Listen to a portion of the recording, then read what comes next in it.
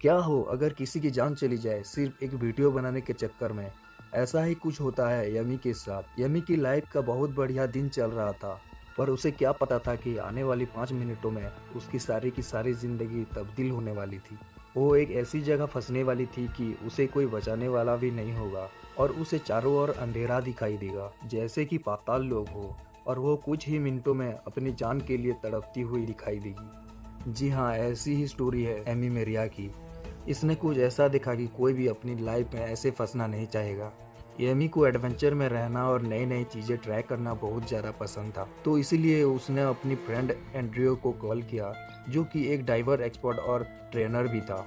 Amy ने उससे कहा कि वो भी उससे डाइविंग सीखना चाहती है, तो दोनों एक बहुत बड़ा केप सिलेक्ट कर लेते हैं जो कि मैक्सिको में है, और इसी चीज़ के लिए एमी की ट्रेनिंग भी शुरू हो जाती है। पूरी ट्रेनिंग होने के बाद दोनों इस जगह चल पड़ते हैं और एमी अपने फ्रेंड को इस चीज़ के लिए मना लेती है कि वही लीड करेगी इस केव में जाने के लिए, क्योंकि वो चाहती थी कि उसका फ्रेंड उसकी वीडियो रिकॉर्डिंग करे, और वो जब आगे आगे बढ़ रही हो।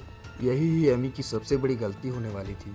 वैसे तो उसका फ्रेंड उसे मना लेता है कि वो 40 फीट से नीचे नहीं जाएंगे और वो सीधा सीधा जाकर इस केव के एडवेंचर पूरा कर लेंगे। उसे पता था कि एमी की ये स्टोरी पूरी दुनिया को हिला के रख देने वाली है।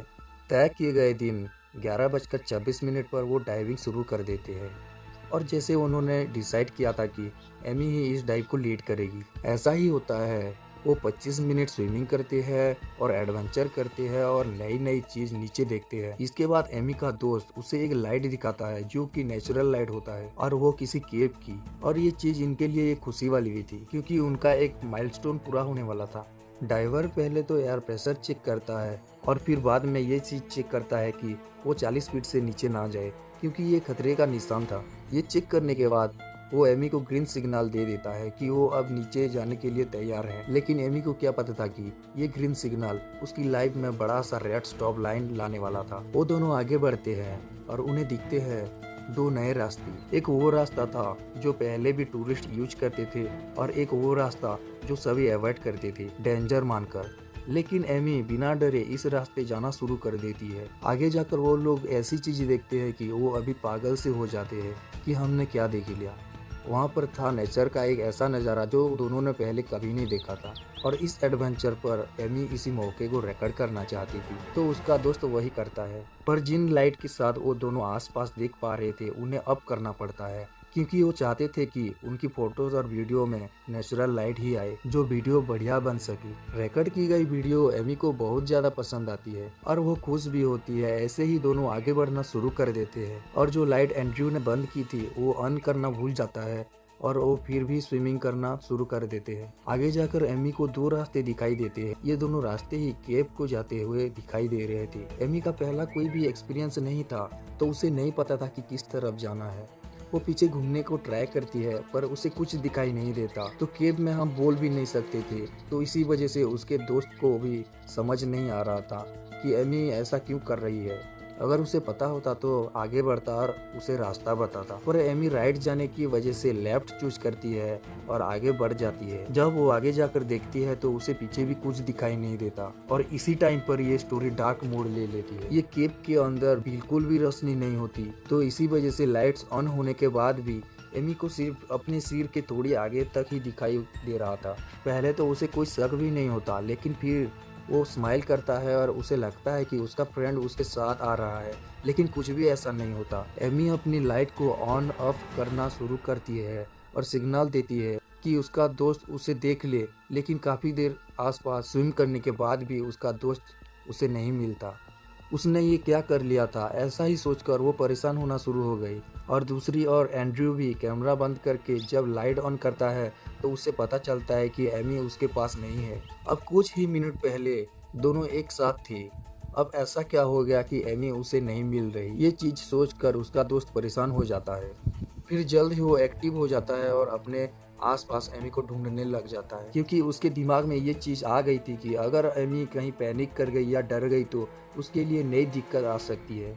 एंड्रयू पूरे 3 मिनट वेट करता है और आसपास ढूंढता है, लेकिन डार्कनेस इतनी होती है कि वो उसे नहीं मिलती। एंड्रयू को ये यकीन हो जाता है कि वो उसके आगे थी और कहीं वो बाहर निकल गई होगी। एंड्रयू को ये दिखाने के लिए कि वो भी खुद अकेले ड्राइविंग कर सकती है। और ऐसा उसे लगने के बाद वो मार्किंग से हटाता है और आगे बढ़ना शुरू कर देता है। फिर पता चलता है कि मार्किंग हटाना ही उसका सबसे बड़ी गलती थी। जब एंड्रयू फिनिश पॉइंट पर पहुंचता है और देखता है कि एमी यहाँ पर भी नहीं होता है तो घबराना शुरू कर देता है। दूसरी साइड एमी इतनी डार्कनेस में फंसी हुई थी कि बस अपनी लाइट को ही ऑन ऑफ करके ब्लिंक करके ये सोच रही थी कि अभी उसका दोस्त उसे बचाने आ जाएगा। घबराती भी है और फिर अपने आप को समझाने लगती है कि उसका दोस्त एक परफेक्ट और प्रोफेशनल डाइवर है, वो अभी आएगा और उसे बचा लेगा। यही एमी की लास्ट होप थी। तो दूसरी तरफ एंड्रयू एंड पॉइंट पर जाकर एमी को वापस लाने की सोचता है, पर फिर उसे पता चलता है कि उसका ऑक्सीजन टैंक खत्म हो चुका है और ये सबसे बड़ा खतरा था। अगर एमी का भी ऑक्सीजन टैंक खाली हो जाएगा तो उसकी भी उसी टाइम पर केप में मौत हो जाएगी। तो नया टैंक लाने के लिए वो वहाँ से दूर जाता है और 1-2 घंटे के बाद फिर वही केप पर वापस आता है। तभी उसके दिमाग में ये चीज भी चल रही होती है कि वो खुद अकेला ही एमी को बचा लेगा। और इस टाइम तक पूरे 2.5 घंटे हो चुके थे। एंड्रयू के एक्सपीरियंस के हिसाब से इतने टाइम में ऑक्सीजन खत्म हो जाता है और फिर भी एंड्रयू कुछ नेगेटिव सोचने के बिना आगे बढ़ता है और एमी को ढूंढने लग जाता है, क्योंकि एंड्रयू को होप होती है कि उसका दोस्त इतनी जल्दी हार नहीं मान सकती। और पूरे 15 मिनट स्विम करने के बाद एंड्रयू को कुछ फ्लोट करता हुआ दिखाई देता है। जी हाँ, ये एमी की ही बॉडी है जिसके बारे में उसके दोस्त को पास जाकर पता चलता है।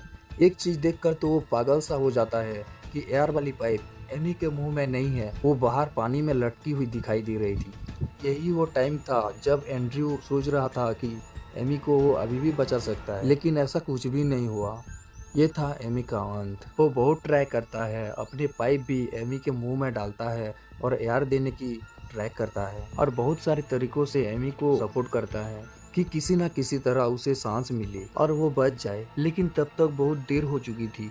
फिर पूरे 15 मिनट स्विम करने के बाद किसी न किसी तरह लटकते लटकते वो एमी को ऊपर ले आता है और तब उसे पता चलता है कि एमी की डेथ हो चुकी है। इसके बाद इसी केप पर गवर्नमेंट के द्वारा बहुत सारी चीजें चेंज की गई और डाइवर को और ज्यादा वार्निंग किया गया और आगे इस तरह एमी की तरह अपनी जान कोई ना गंवा दी।